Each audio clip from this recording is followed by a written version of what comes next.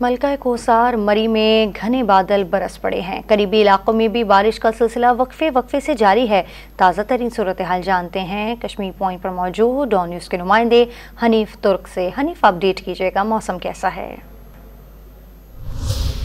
मौसम अचानक करवट बदली है और कर इंतहाई तेज़ धूप थी। दर्जा हरारत 25-26 तक पहुंचा हुआ था, लेकिन आज सुबह ही से काली घंघोर घटाएं मलका कोसार मरी और इसके गिरदोनवा के इलाकों में छाने के बाद अचानक ये बारिश का जो सिलसिला है शुरू हो गया।